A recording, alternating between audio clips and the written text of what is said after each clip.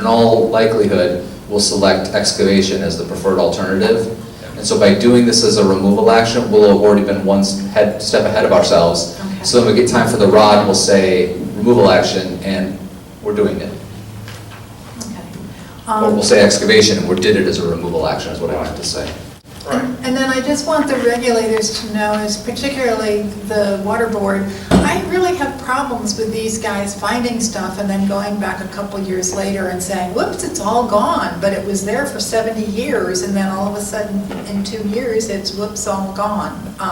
That's something I don't understand. I'm not that involved with, so I can't address it reasonably, but it just seems really odd that something that was in the ground for 70 years got sampled, got found, and then a couple years later it's gone.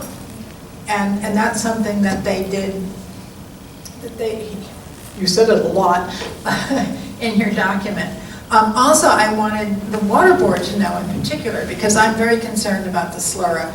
And it's good to hear that, I think it's been put off until March, because I was starting to fuss. YF3 or? Yeah, YF3, I think it shows it's not going to be released final until March.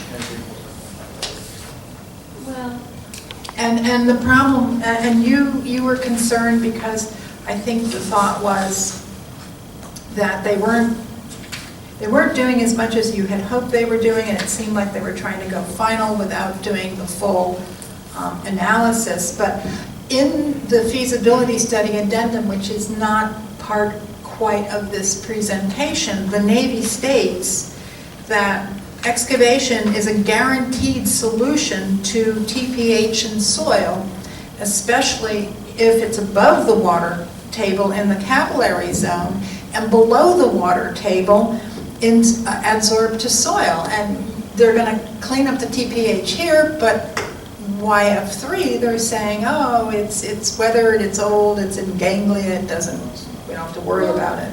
So I would like to think that you keep that in mind as you not only work on this, but also the slurra, because I'm just not happy with the cleanup they're proposing at YBI.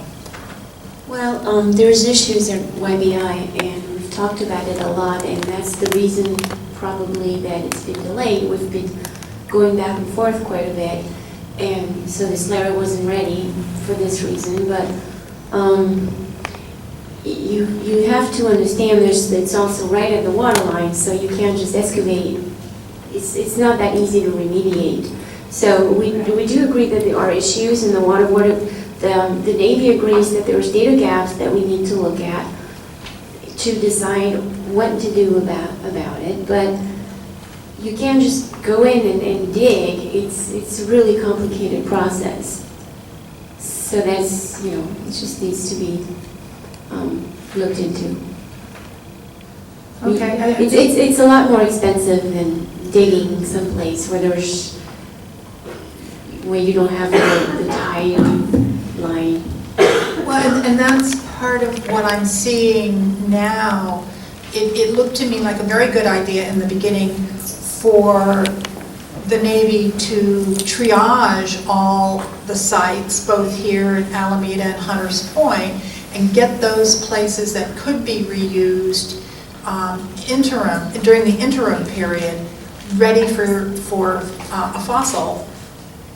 But now that we're up to the really hard ones, the ones that really do require a lot of effort and money, the Navy seems to be backing away from remediating as much as it should be doing, and chemicals are suddenly disappearing, and YF3 is too expensive, and it's just starting to look like they're backpedaling on cleanup, and that's a concern.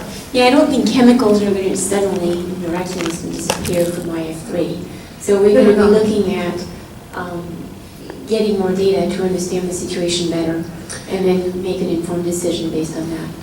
That's right, Miriam, and I can add a little bit to that. And Dale, that is actually a good point, and it's something we should probably clarify, because you're right, petroleum in one area, petroleum in the other. Why are you talking about two different courses of action? So I think it's a good point to bring up.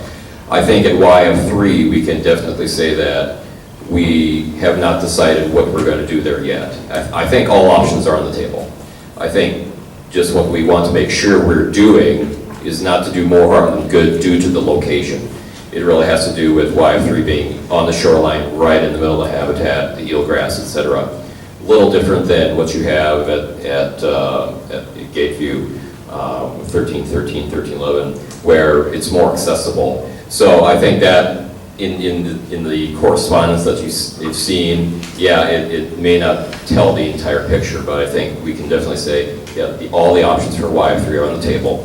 And we're still in serious discussions with the water board to do that. We're just at, the point where we're finishing up the risk assessment, and then we will decide what to do next. Most likely, that will be further sampling, right? So we're not ready to go out there and do anything yet, but we want to make sure that if we do something, we really need to do it, and we don't do more harm than good. Then Dave, can you answer? Could I say something first, Dale, just to augment what he said?